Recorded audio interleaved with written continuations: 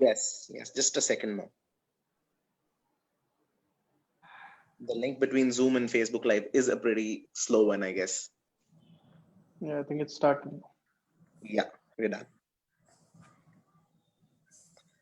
Vishal, good to go. Cool. Good afternoon, everyone.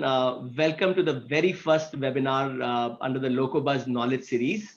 And what better sector to talk about than real estate, which is the second largest employment sector in India. And while I was digging up more information on real estate, it was really humbling to find out that it's stated to be $1 trillion economy in itself by 2030, and about 13% of India's GDP is expected to be contributed by real estate by year 2025. So our today's webinar's topic is AI, automation, and tech in real estate in the era of COVID. I mean, it's impossible to sort of ignore this little virus, which is sort of really disrupted everybody's life in one way and many other different ways. And real estate is a very central theme. Whether you have bought real estate, whether you were thinking about real estate, and whether you were an investor, how you perceive it, your space has changed completely. And real estate in India in particular was anyways going through this major transformation as a business, because we are seeing large Indian corporates becoming a part of it becoming a more formalized and organized sector. We were seeing technology-led transformation, not just from the customer experience, but technology in how construction of real estate is being done as well. We have seen upwards of $30 billion, being invested in Indian real estate. And suddenly we had COVID. And everything literally came to a standstill with labor migration and whatnot. But here we have, four superstars who have not only survived, but are on the path of thriving with technology-led intervention in customer experience. And I would like to, introduce our fellow panelists, and then we'll jump right into, how they're leveraging AI and technology in real estate in times of COVID. To start with, we have Mr. Sarthak Seth. Sarthak is the Chief Marketing Officer of Tata Housing. He has over 18 years of experience in brand management and marketing communications and digital marketing. He interestingly comes from a very interesting background of consumer electronics, and he has worked with companies like Panasonic, Sanyo, LG Electronics, and a hospitality giant like Indian Hotels. He has an MBA and in marketing from Anderson School of Business in California. So a fellow Californian, I was looking at it and I was thinking of my days in Southern California. Welcome to the panel, Sarthak. We also have Mr. Ankit Kachalia with us. Ankit is the GM marketing at Kanakya Spaces Reality. Kanakya is where our CTO is housed right now. Happily, I must add to that. Mr. Kachalia has over 14 years of experience in strategizing and implementing marketing strategies in real estate sector. He comes with a very strong background of companies like Kanakya, Motilal, and he is a bachelor's in engineering and master's in marketing, and he brings a lot of knowledge about residential and commercial projects with him. We also are joined by Mr. Jibu Isaac. Jibu presently leads the digital and the transformational initiative for the Embassy Group across all its verticals. And before being part of the Embassy Group, he has worked with the largest media agency, Mediacom. He's been part of Mindshare, which is a Group M company, and he has led digital initiative of some of the global accounts, and they managed with the agency. He has also been part of large media houses like Times of India and ABP. Welcome to the panel, Jibu. We also have Anuj here. Anuj is a senior investment consulting professional with extensive experience in capital raising, investment management, and deal structuring. During his 18 years of professional experience, he has helped manage transactions upwards of $1 billion US. He's the founder of StatCap Advisory. It's a boutique investment and banking and strategy consulting firm. So welcome everybody, and thank you so much for being part of this panel on use of AI, automation, and tech in real estate in times of COVID. Thanks everyone. I'll just get started immediately, and I'm going to fire away with a very pertinent question for Sarthak.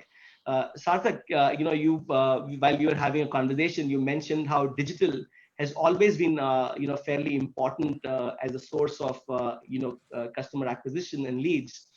How has it changed for you in COVID? And what role has ORM, online reputation management, or digital customer CX, has played in these times? And what would you recommend your peers? Sarthak. Well, thanks, Vishal. Quite an interesting question. I would say it is not one, it is rather two questions. So the first part is that, okay, from a lead management perspective, how digital has actually played an important role, especially post-COVID. I would say that digital already saw its traction almost since last 2 to 3 years time, wherein a lot of developers started realizing the potential of digital. And especially from the perspective, because real estate as an industry was majorly focusing on traditional media, which is like probably a print ad or outdoor for a very, very long time. And it was in the last 3-4 years, people really started investing into digital, and especially because of geo-targeting, they were really reaching out to the end customer and audience. So it started that particular spree from last 3-4 years period. However, I would say when we talk from a COVID perspective, suddenly there was no other traditional media which was available. It was only digital which was available for you. And also people were like bound inside their houses. They were not traveling anywhere. So digital probably was the biggest medium, because if you'll see, even the average time spent screens inside your homes went up by almost close to about 1.5 to 2 hours for every individual. So average time spent, which earlier used to be close to about 6 odd hours, went almost close to about 8 hours. So which means that somewhere people were absorbing a lot of this media. So for sure, even for developers also, digital really became a very important media, and everybody really reached out to their potential customers through digital, I would say that. And Q1, I would say, and probably my peers can also add on to it, but I think 100% was only digital. There was no other media which was actually operational during Q1. It was just in Q2, slowly and gradually things started opening up. So today I would say digital would actually be contributing. When I say from a lead quantum perspective, I'm not saying from conversion per se, but the lead quantum perspective, still close to about 95% of the leads actually are generated through digital right now. So don't put this, that the conversions are also happening from there. It is just the lead count which you are actually getting, because the outreach of digital is so high right now. So this is something what I would say. While we speak from an ORM perspective, so if the first part has been answered well, so if I move on to the ORM bit, now while we talk from an ORM perspective, I would say the viewers, most of them should be aware of that ORM is all about online reputation management. And it is all about how the brand is being perceived by end customer at the digital footprint or the online footprint. Now, the first and the foremost important thing in ORM is what is your response time. So when I say a response time, because today you get so many queries onto your portals or anywhere else wherein the customer actually sends an inquiry, and the customer really looks forward that, okay, you revert back to the customer well within a certain time period. So if I have to give you our standards today, our first level interaction or first level revert to the customer happens within the first 15 minutes as soon as he drops in a query. So which is probably, I would say, a gold standard. If I have to put inside the standards bucket, gold standards on the entire footprint of a real estate ORM piece. The second level itself is within 3 to 4 hours, wherein we really segregate that either our call center is going to reach or our CRM is going to reach. So whosoever is being designated, that individual reaches out to the customer to really address the query that time. So ORM really becomes so very important, because see, today the customer wants, I would say, a immediate solution or an immediate answer. And if you are not doing it, somewhere your ratings and reviews are also falling down. And in the long run, ORM also benefits on the SEO front as well. So definitely ORM plays a very, very important role. I won't say only in the real estate industry, across all the industries today. And this is one area which I believe as a developer, we really are focusing very heavily upon, because we know that ORM in the long run is definitely going to benefit the brand also. Also, just to add one more thing from a ORM piece, I would say even you can know, because the way we do the ORM is also to track our individual properties, wherein we really want to understand whether the sentiments are positive, neutral, or negative. So even from that perspective, you can actually design your content, your creatives. So suppose I know that, okay, there is something neutral, that, okay, how really I can help to convert that into a positive, that is something I can actually gain from a ORM. So that's the second level, what you really look forward from a ORM. So I believe if this answers well for you, Vishal. No, absolutely, Sarthak. The biggest takeaway for me is, 0 to 95% and how it's sort of, I hope it stays there. And we feel that, not just the quantum of leads, but I think slowly, eventually, even the conversions would start. I've been hearing a lot about how people are looking at just coming up with solutions to enable buying real estate online completely. So hopefully, Indian real estate would also benefit from that, going forward. And I think your points on ORM are bang on. I mean, it's so important to have a response rate, which is in that gold standard, because that drives a lot of confidence. Conversations lead to relationships, is what I personally believe. So it's fascinating to hear that. Thanks. My next question is for you, Ankit. You were one of the first ones to launch a bot in real estate. What has been your biggest win, especially when COVID hit? And how do you see the role of automation evolve further? So, Vishal, in real estate, basically, when you are managing customer experience, two factors are really very critical. One is a quick turnaround time when you get a lead, and secondly, availability of information. And like Sarthak mentioned, like last 2-3 years across the sector, all developers have started putting in more, allocating more budgets toward digital marketing, because that's the one particular medium which gives you that great, not as in you monitor the quality of leads, everything is excellent. Your ROIs are much better compared to your print and outdoor as a media. So what we were thinking as to how we can ensure that whatever lead or whosoever visits the website gets a real-time and round-the-clock information. Because typically what happens is when you have, we usually operate from 5 other markets across the globe. We have a team in US, London, GCC, Singapore, and Hong Kong. And due to this, the time issue, what happens is you at times the call center are not 24/7. So definitely a person, when he's looking out for information, comes to the website, you need to ensure that whenever he comes, he gets that customer delight. He gets the information that he's looking out for and accurate information. So we were thinking as to how we can make use of AI to our use and ensure that we get the right customer delight. And hence we decided to implement a bot.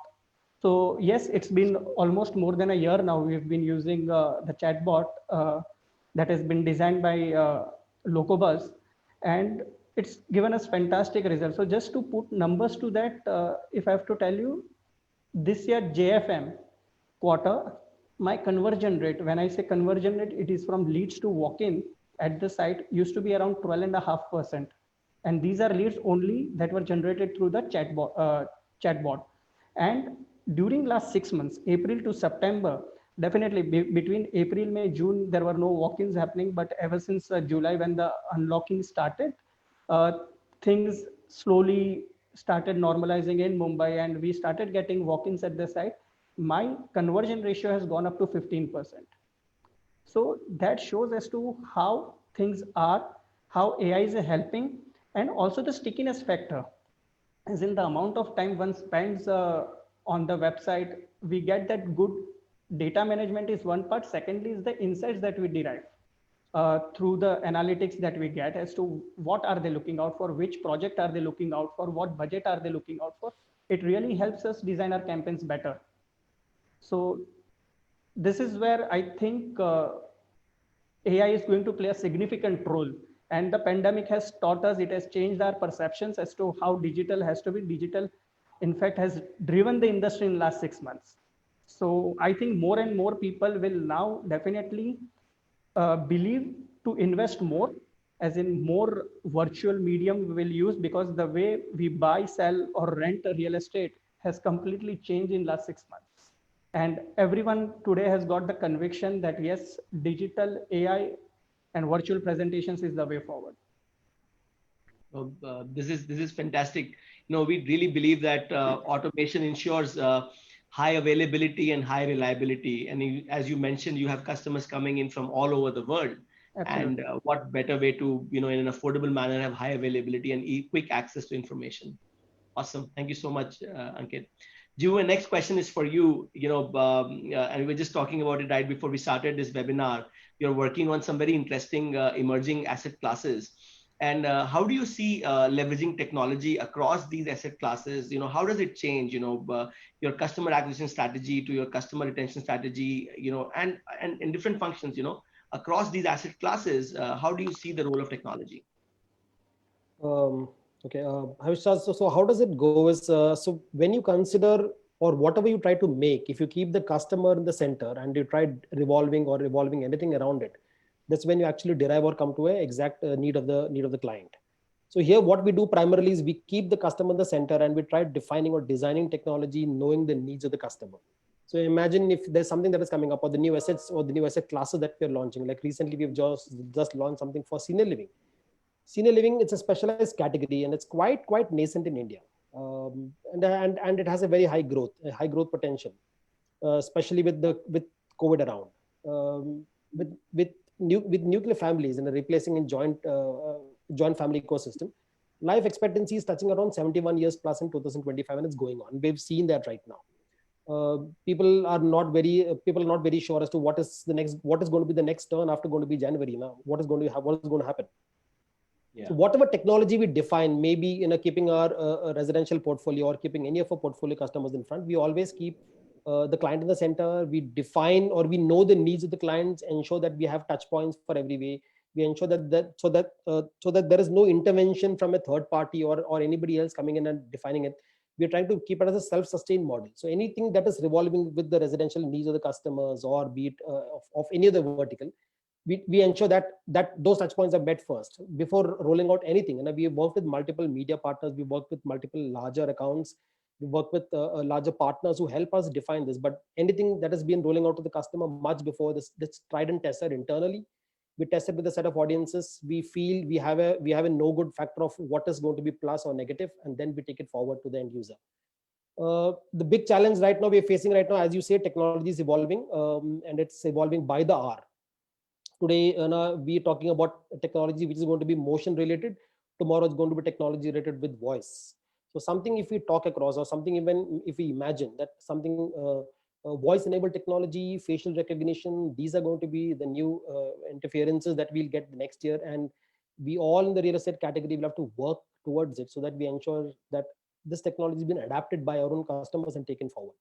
So customer centricity is the only primary objective that we do at the most or for foremost before we define anything for any of our clients. Well, that's a very interesting thought to end the answer with. I think customer centricity led technology intervention is what one needs to focus on. Thanks so much, Jibu. My next question is for Anuj. Anuj, with all these virtual meetings and here we are on this virtual webinar, what do you see is the future of commercial real estate? Thanks, Vishal. Thanks for the question. So there's a lot of talk about the whole demand of commercial office space going down, especially with COVID scenario. And this one thing for sure, I believe COVID scenario has done is that it has expedited the whole adoption of what we call as work from home and the whole technology-led virtual meetings and all, which in my view, it would have taken a few years, but I think we have got fast forwarded and everybody's adopting that. And even professionals like us and a lot of organizations today feel that this whole technology-led meetings and work culture can actually work, and already bringing in efficiencies there. But if I see how it actually impacts the demand side of it, so let me give you some statistics also, could be very interesting for some of our audience here. In general, Indian commercial office real estate market was witnessing a very massive growth and demand over the last few years. In fact, with close to about 60 million square feet of new office absorption in just 1 year in 2019, India was one of the largest office demand market globally. And this was a 30% rise of what we did in 2018. So, I mean, just in 1 year, imagine, and in our kind of in our country, technically the office market, A grade office market is largely 6 or 7 cities, not beyond that. So imagine these 7 cities put together were consuming close to about 55, 60 million square feet in a year. Now that I definitely see in the short term, which is like in this particular, especially in 2020, is definitely taken a beating. I don't think so. We will be even doing half of it in my view this year, but primarily because of the COVID thing. What has happened is the companies have put on hold all their expansion plans and they are reevaluating their real estate portfolios as to what to do, what is the impact of work from home, and whole virtual meeting scenario and things like those.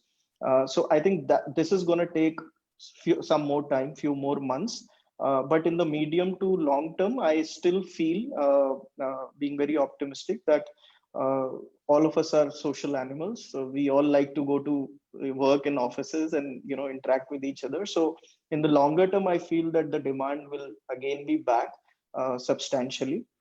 Couple of things also happening on a demand side of it is uh, this work from home usually used to be in the range of, for most of the companies, if I take an average, used to be anywhere between 5 to 8% of the workforce had this flexibility of work from home kind of a thing. This number in my view, especially for large tech companies and all, would typically go even 15-20% kind of a range. But like some people, a lot of experts keep talking about that there will be a 50% increase in such kind of a this. That I don't see happening. Like, I don't think so. It is really feasible for some of these companies to have 50% of their staff working from remote locations and all. I don't see that kind of an impact happening, but there will be definitely some impact. On the other hand, what is also happening is there is a new term which has got coined over due to in this COVID lockdown and all, what is called in real estate as de-densification. Now, while the lot of demand is going away because of work from home, uh, the usual office requirement, what companies used to allocate on a thumb rule basis few years back, was say about 100 square feet per person. Now, this number was getting contracted over the last few years, and a lot of companies were allocating only say 70, 80 square feet per person. Now, this number is again back on expansion mode because of the social distancing norms, and lot more allocation is done on the common areas, and distances being maintained. So if you make an effect of both of them and nullify, so I see a lot of effect of nullification will happen because of this de-densifications happening at offices. So overall impact will be there, but it's not going to be like 50% demand will just go away and things like that. I don't buy on that story. So in short, hold on to your offices. I would, yes. So I would say that companies will become far more choosy in terms of further expansions. I see a lot more, churn happening is in the small office space. Lot of small office spaces across India. People are now really thinking to either move to collaborative spaces or co-working spaces and things like those. But when it comes to large office campuses and A grades, companies and all, I think most of them are postponing their expansion plans. But I think over a longer term, they will come back to their usual growth pattern. It might take a couple of years to come back to that mode. Thanks, Anuj. My next question is for you, Sarthak. We discussed the use of tech, in lead generation, customer engagement, ORM. Do you see tech going beyond into other functions? A lot of times, technocrats don't associate real estate as like a tech-led industry. Do you see changes around technology percolating into all the different functions around, real estate? Well, I think, like my colleagues already mentioned, that how the developers have already adapted in terms of towards this entire move of digitization. And when you talk from a lead generation perspective, that's a very initial bit, because post lead generation, there are so many other various steps the way I look in terms of the adoption of technology is actually happening into each and every step now. So it is all about creating that customer delight without having a human interaction also. So that is where tech is actually enabling the entire process. So if today, if you say that, okay, in these tough times of COVID, when you really realize that, okay, you just cannot reach out to a customer, or customer actually cannot visit your site, how can I really take my product to the customer, and what exactly I can do? So you have got those virtual tours. So today the customer can actually sit in his house and actually experience that entire virtual tour of a particular property, wherein they can actually decide upon whether they want to go for that property or not. That itself is one of the major steps which I would say the developers have already taken. Now, not only in the entire process or the entire chain of buying a property, I would say even from the perspective of smart housing solutions, that is where tech is actually getting adopted. It's the entire IoT what we actually speak now. So we can just continue at length, but I'm just touching on to some of the broader things where exactly we are looking in tech interventions now. Even from the perspective of communities, because housing is all about building communities. Today, you've got smart community solutions wherein the entire community is being linked through tech itself. So technology is going to be adapted and is already been adapted into various steps now. So it is not only restricted to only a lead generation, so to say. Even like Ankit mentioned that, okay, they have already implemented chatbots. So that is something what we are also getting into. So that itself is all what exactly I can, through technology, how I can interact with my customers, and how I can resolve their queries well in time. So across, I would say everywhere you're going to actually see the adoption of technology now. So true. So I'm kind of really looking forward to contactless entry into the community and all the jazz. So I would say that's the thing which has already been worked around, and you will see a lot of societies have already implemented it. Awesome. Good days ahead. Thanks so much, Sarthak. Ankit, my next question is to you, digging deeper into technology. When we talk about research-led marketing, where people are looking at big data and churning and finding out, segmenting different customers, and even really looking at personalizing communication, like how Sarthak mentioned, you have many different properties, right? And you're looking at sentiment at each one properties. So when you're targeting customers, are we looking at this, hyper targeting and using, consumer research, which we normally associate, such extensive use of technology with retail guys? Are we seeing such, adoption of technology for marketing in real estate as well?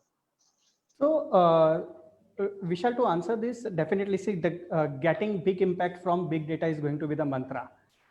Real estate has started adapting to these new trends. We are looking at as to other industries as to how we can make optimum use of AI, as to how retail is doing, how automobiles is doing, and wherever we feel that yes, of course, there is something which we can learn from these industries and implement in real estate. Definitely, things are happening. But like as managing the data, analyzing them to your maximum benefit across social media campaigns is the way forward, and it will increase productivity and profitability. But the problem today is, yes, that see, data is already there. There is a huge data. With every developer, you will have last 4-5 years, you would have, as in like, stored lots of data. The issue is as to how do we slice that data and how do you make use of it to your benefit. That's where the question comes. So we need to look at tools which help us analyze this data better and make the most of it, is the next big thing we need to look at. Thanks, Ankit. Jivu, my next question is for you. I think work for home and this whole COVID lockdown has triggered so much change in consumer behavior. People are wanting to move from urban to suburban. Green has become so much more important in your life, and the needs around work from home have changed. How do you see the role of technology to meet this changing customer behavior? So as a couple of my colleagues said before, like what Sarthak also mentioned, right? So smarter is the way of smarter homes are the way forward across for us. And what even he also mentioned, that societies have adopted and how have adopted to be smarter. So people have come ahead and accepted or adopted themselves to the new norm. The new norm is you can work from home right now and work at your convenience, basically. So technology is not bounding them, or technology is not bounding limits across. It is just opening up borders and telling you, okay, you can go to any extent, sit across anywhere and work. With COVID, it also relates to us a new thing across that. COVID also told us, and if you being clustered together, you have a tendency, or you might reach across a stage where you're not going to go forward across. Then this is breaking across, and people are realizing, yes, and there are a lot of things required in life. Like you just mentioned, the green is the new norm. People are realizing, okay, hey, I think I should be living in a space where there is little more facilities available for me. I will also want to be in midst of nature. So that is the reason people are moving right away from cities. And it's not that they're going to be shifting away for long. They're going to be shifting away for maybe for a temporary purpose, temporary reason. But with them, they also carry the technology. Technology is evolving. We have seen ourselves right now. We're presenting ourselves on a Zoom call. People have adopted multiple forms. Teams have come across. Google Meet has come across. Now Zoom has also come out with Zoom phones, where we can actually connect with multiple number of people at one time. So now every partner, every large partner in the world globally has been adapting to this and ensuring that we get more and more people across using this technology in their favor. Companies have not bound themselves. Companies are also open to that fact that yes, their own employees should have the convenience, and that is the reason right now they are also opening up their arms to take up any technology that they want for the future, which will ease their work, and work can happen seamlessly. Awesome. Off segment of that question, I personally am very intrigued by this. We keep hearing some very interesting tales from New York and San Francisco. Even people talk about how it's impacting Bombay and Delhi. All of us, before the panel was just talking, all of us are from major metros. Do you really see a permanent change where a shift happens from these larger cities into smaller ones? Do you see a workforce transition happening? I think like what my colleague said before, right? It might be a temporary shift maybe that we're trying to see, but it may not be a permanent solution is what our perception is. But adapting to the new norms and where work can happen from anywhere, that's where the adoption is going across to. Till the time when we wouldn't say that it's going to change permanently, but till the time work doesn't get hampered, or every organization or every large multinational company doesn't feel that yes, they require that extra space to ensure that employees keep coming into office, I don't think it's going to be affecting too much. So it may be the new norm, and people have just realized this is also another form of or way of working. So now homes are getting converted to offices, rooms are getting converted to office spaces. People have even adopted or even gone to smaller towns. And why do we say urban and suburban? People have even gone to smaller towns, and they've set up themselves there, and they're working from nook and corners. Wow. Thanks, Jibu. Anuj, I have a question for you. In your sort of line of work, you must be interacting with all kinds of developers from all over the country, medium, small, large. Do you see, the same sense of excitement around adopting technology, or do you see the same level of penetration of technology across these developers? How do you see them looking at technology? So very interesting question, Vishal. So broadly, so like you rightly said, we work with developers of all category, the small to medium to large institutional developers also. I would like to categorize in general. If you ask me, there is a technology adoption happening all across, no doubt about it. But I think the level and the depth at which the large institutional developers are trying to use technology is very different than some of the local players. Real estate in India is still a very local and a regional play. Very few large institutional pan-India developers exist, and the previous expansion by a lot of developers did not yield that kind of result. So if you compare the small to mid-sized developers, largely their technology exposure and their spends is limited more in terms of lead generation or some bit of ORM and things like those. But I think if you ask me what they used to do about 3 years back or 5 years back, this technology component was totally missing, or this spend was totally missing. So definitely from their budgeting point of view, we now see that there is very clearly a spend already highlighted in their project cost sheets, that, okay, we need to spend this kind of towards digital marketing and all. What I would like to see, there are certain challenges which I see. These developers need to kind of move beyond this CX piece and see how they can integrate technology all across the value chain. I think some bit of developers who are very forward looking, they are doing it, but especially in the small to mid category, there are still a lot of challenges. People are either using ERP, which is not talking to the CMO side of the spend, or the CMOs are using it, but it doesn't talk to the customer service side of it. So I think that integration of technology across function, to a large extent, I personally feel is missing in the mid to small category developers. Large developers might still be doing it. Another challenge, what I see is, I am not too sure how many of these small category or mid category developers are effectively using the analytics to do a lot more, like what Ankit had said. It's a very valid point that the whole game is, or the benefit of technology is, how do you use this data for better penetration and better targeting. I don't think so that a lot of them are actually doing it very effectively. Largely these things are being outsourced to certain agencies, and I'm not too sure if they're really making good use of the kind of data they're sitting on. And third thing, what I also see is as a potential challenge is, a lot of these developers operate in their local and regional markets, where you will have challenges related to language, and how do you kind of target those local profile of customer and things like those. In, let's say, for example, as simple as what you gave an example of a chatbot. Now I'm sitting in Hyderabad. I see a lot of clients in Hyderabad would like to see, can they do a conversation in the local language? But I don't think so. So the penetration to a tier 2, tier 3 town of those kind of technologies will still take some more time. But yes, at the metro level, large institutional developers, there's a very significant increase, both in interest by them on the technology side, and also the spend by them. Cool. Thanks, Anuj.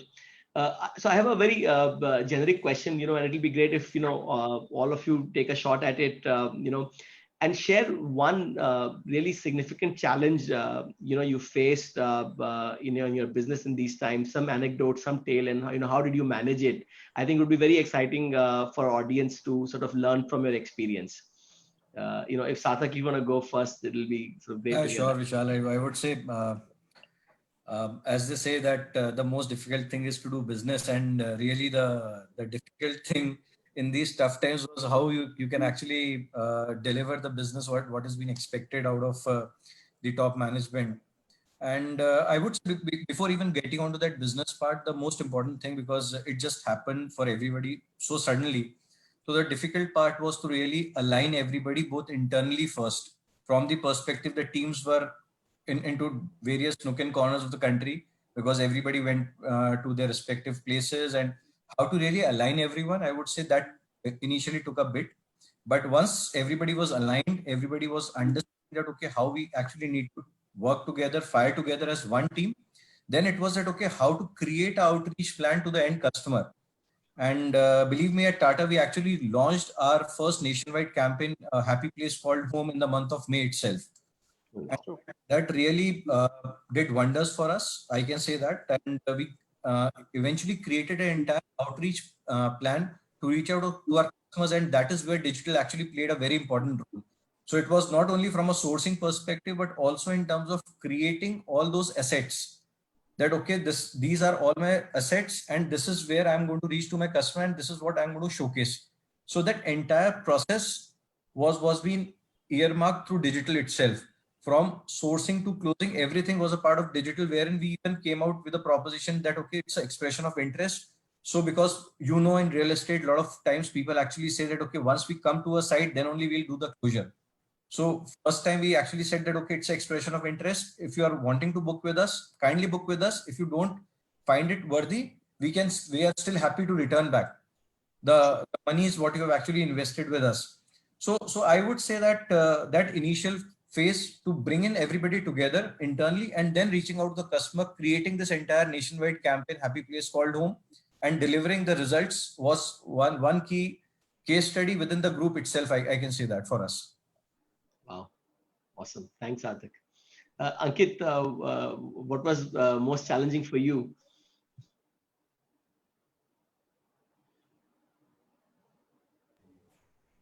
So Vishal, for us, things could have been worse. So basically, but we preempted things, and so if you look back, it was around Feb when cases actually started picking up in India. I think by mid of Feb, we were around 500, 700 cases across the country, and by then we had seen across the world as to how things were unfolding in US and Europe, and we preempted as to if suppose things in India worsen and even we face lockdown, how we will act. So it was by end of Feb, what we did first thing was with the pre-sales team, we have a 30 people strong pre-sales team. What we did was we ensured that they are able to work from remotely from home. So Wow. entire software, entire dialer systems, everything was installed with them. And till lockdown, till 20th of 22nd of March, the entire pre-sales team worked from home, even when there was no lockdown announced. So for that saved us actually. And yes, the issue came in was from the customer's end. Suddenly we were able to see that there was a big shift in terms of their preference. Now, what has happened across India, I'm sure the other panelists will agree. The preference of people actually shifted from under construction to ready to move in properties. And even though if they were looking for under construction, the time horizons changed. Now they are in no mood to look at properties which are 3 to 4 years longer. They want something which would be ready in 6 months or a max year's time. But definitely ready to move in property is what everyone started looking out for. So what happened actually for ready to move in, we got a new set of ready leads from the under construction, but under construction, suddenly the leads had dried up. And definitely we were in no mood to do new campaigns in and around April or May and generate new leads. So it actually took us time, let the lockdown settle, as in after the second or the third lockdown is when we started doing our campaigns and generating fresh leads for the under construction projects. That's some foresight. I used to brag that we started work from home from 15th of March, so I'm like, okay, we were not that smart. That's amazing. Thanks, Ankit. And I should tell you, till date, although we have started coming to office, but my pre-sales team still functions from home. And single day, there is no glitch. Wow, that's really impressive. Wow. Awesome. Jibu, what was the most challenging thing for you and your team, and how did you guys navigate it? Yeah, so Vishal, typically how the real estate industry works. I think even my counterparts will know exactly how it works, right? The real estate industry is more on a traditional media. So they're dependent more on traditional media. They work across on televisions, on hoardings, on radios, and they bombard themselves. This paradigm shift now of moving entire thing out of traditional media into digital is a big challenge by itself. So we realized, okay, there are two things that we realized. One is this paradigm shift. Every organization, not only real estate, every verticals or every industry across the country is going to slow down. So we said, let's capitalize, let's do something different from not what others are doing. And let's keep the spirits high. So instead of doing a regular campaign and trying to showcase more about a project, we said, let's go and try building an awareness for us exclusively. So we did try doing some campaigns running some contests for children where people, as families could get involved and they could spend time together. So we ran contests across multiple months. We ran contests just to keep the families together. It's not intention of getting leads or anything like that. But we said, let's keep ourselves engaged. So we got a lot of brand awareness built up that time. Two things we realized what worked in our favor. One is the cost of media for us came at a very, very low cost. Digital people actually took off the seat. There was nobody spending. So we said, let us leverage. The number of reach, the number of awareness that we got built up during this time was very, very high. Now we knew that we have to capitalize this a little later. So a couple of months down the line, we ran campaigns across. In fact, actually 3.5 months was exactly when we kept our engagement metrics very high. We built a huge pool of data with us. Wow. Now, what Anuj mentioned, right? Data is till the time data is there, it's fine. But if you don't leverage the data to capitalize what you need is what you'll fail. So I think we've just leveraged the data. We kept it with us. And now is the time when we're actually reaching across to them again, like, hey, this is what we were, this is what we are, and this is what we're doing. And do let us know if you want to associate with us. And when we see right now a very positive response even from smaller towns, people are realizing, oh, this is embassy. I had worked across with them. I did some activity with them. My children were involved.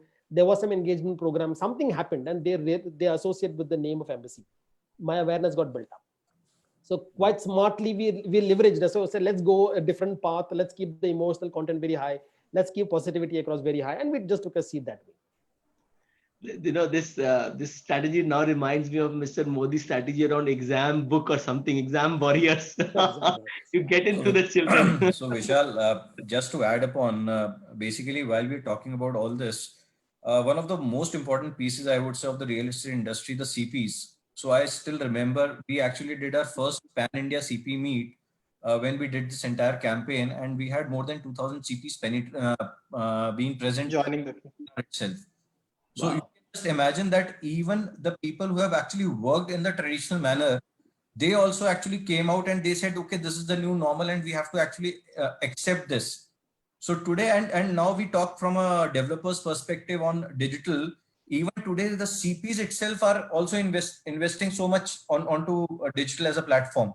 True. So when we say that, okay, almost 95% of your leads are coming. So even if you club from CPs also, it's like there's so much of digital which is actually happening now. It's been quite amazing how we as a nation just transformed overnight in terms of working from home and being able to handle all of that. Yeah, so quite it's amazing. like it's the challenge was thrown, and I believe everybody was up to it. So now the competition is not between builders; it is between CPs and builders. That's the new competition right now. So Interesting. Anuj, I'm going to skip you on that question. There were like 3-4 questions from Sure, audience. go ahead. We don't have time. So there's a question from Hussein. He's asking, are there any avenues where real estate in India is integrating digital planning for construction and investments for new ventures? Who wants to take it? So I can give you one example of one of my client, and there's also an example of how somebody has used this last 6-7 months very interestingly for developing something which I believe is very unique. I don't know how effectively they'll be able to use. So there's a client of mine in Hyderabad, a local mid-sized developer. They also luckily had their software business, and over the last few months they have developed an AI-driven engine which is actually mapping on a Google map and giving predictions as to which are the sides of the city and which locality to identify potential land parcels where they can go and look for new projects and all.